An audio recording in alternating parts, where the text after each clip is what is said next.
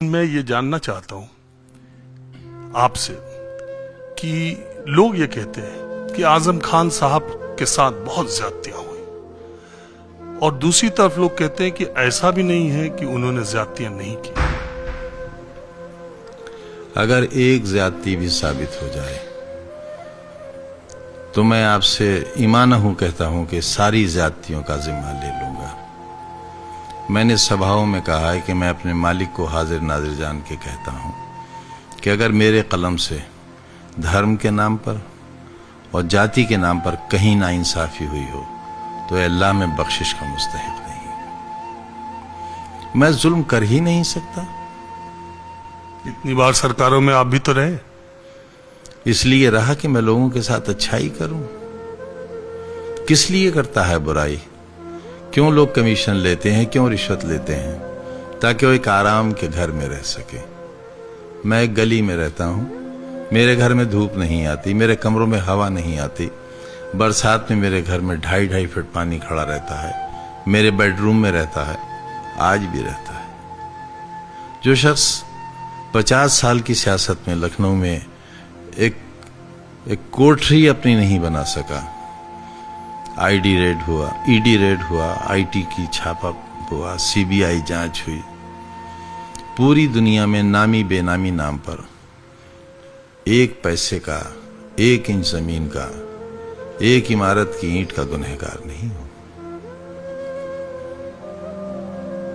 और इसी वजह से बिल्कुल साफ है दामन मेरा। जिन जमीनों का मुझ पे इल्जाम लगता है वो जमीनें लोगों ने कब्जा की थी, सरकारी जमीनें। मेरे ही मजहब के लोग थे, बल्कि मेरे कबीले के लोग थे, वो मेरी जात के लोग थे, मेरी जात के लोग थे। जब वो लोग मेरे पास आए तो मैंने कहा कि देखो भाई, जब सरकार कोई स्कीम चलाती है तो मौका नहीं देखती है, वो नक्शा बिछाकर अपनी जमीनों को इंगित करती है। अगर तुमने ये जमीनें ली हैं तो इन्हें वापस कर दो, या मुझसे कहो मैं इसका पैसा उन लोगों से दिलवा दूं। लेकिन मेरी ये राय है कि इस पर कुछ बनाना मत, क्योंकि अगर तुम बनाओगे तो सरकार फिर उस बने हुए को नहीं देखेगी आपके। और ये जमीनों पर कोठियां नहीं बननी है, कोई गेस्ट हाउस नहीं बनना है, कोई फैकल्टी नहीं बनना है, कारखाना नहीं लगना है। ये आसरा योजना के तहत गरीब लोगों के लिए 1 कमरे का मकान बनना है। मैं कहां से गुनहगार हो गया? जमीनें सरकार की थी, कब्जा सरकार ने लिया, बनवाया सरकार ने। जो मुकदमे आप पे दाखिल हुए उस मुकदमों में जिक्र है कि आप किसी एक अधिकारी थे पुलिस, उनसे लोगों पे मुकदमे करवाते थे, उनको जेल भिजवाते थे, जो लोग आपको जमीन नहीं देते थे इसी यूनिवर्सिटी के लिए। यही तो मुकदमा है आप पे। किसी एक मुकदमे का जिक्र तो कर दीजिए आप। 4.25 बीघा जमीन यूनिवर्सिटी के अंदर आज भी है, जिसका मुझे नहीं पता कहां है। जिन लोगों की वो जमीन है उन्हें भी नहीं पता वो कहां है। उन लोगों से बुलाकर मैंने कहा कि भाई,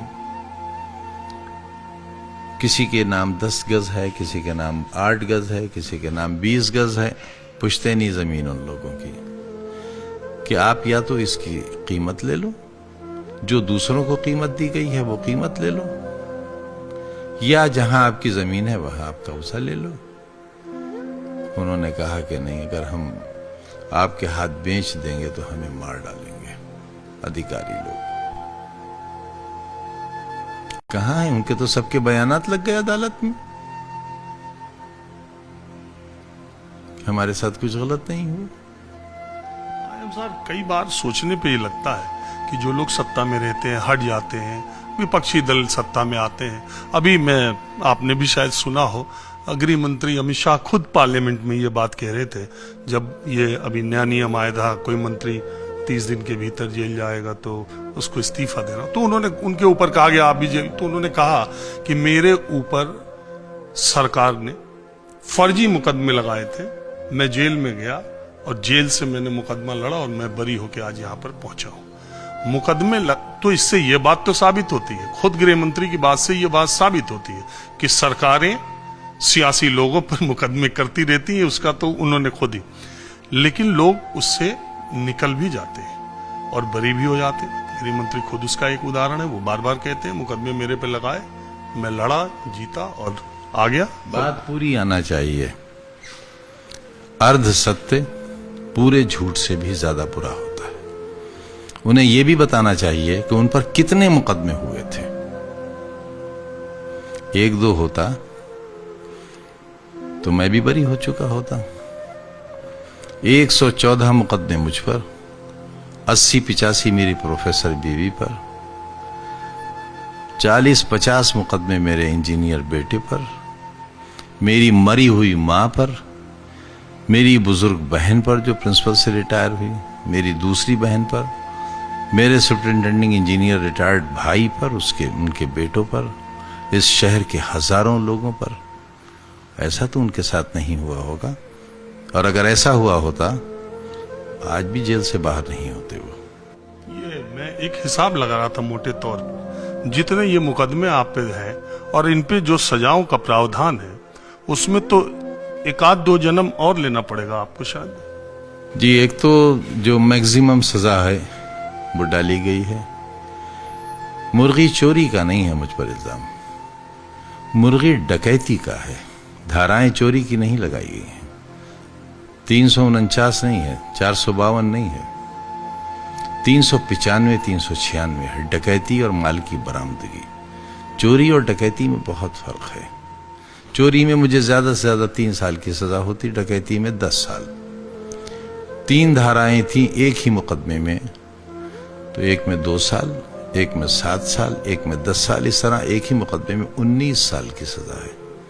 इस तरह अगर 114 मुकदमों की आप सजाएं देखेंगे तो कई लाख साल हो जाएगी।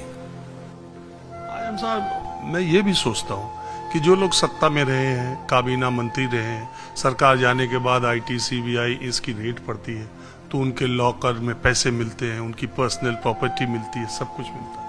आप पे जो मुकदमे वो 90% जौहर अली विश्वविद्यालय में आपने जमीन ऐसी ली तो आपने लाइब्रेरी में ये करा दिया, तो आपने वहां मशीनें कर दी। आखिर मुझे ये लगता है इस विश्वविद्यालय को बनाने का जो यूनिवर्सिटी का सपना था आपका, वही आपके लिए, मैं कहना उस शब्द नहीं चाहता हूं, लेकिन क्या वही आपके लिए कब्रगाह बन गया सियासी तौर पर? देखिए, कब्र में तो जाना ही है।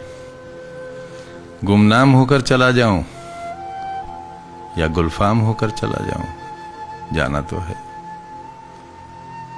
तो क्यों गुमनाम होकर जाऊं?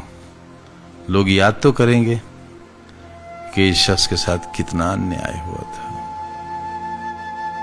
लेकिन इस सपने को पूरा करने के लिए आप कभी सोचते हैं कि आप भी हद से ज्यादा बाहर तो नहीं निकल गए?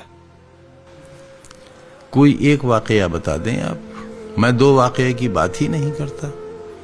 कोई एक वाकया बता दें आप, ना आप बता सकेंगे ना कोई और बता सकेंगे।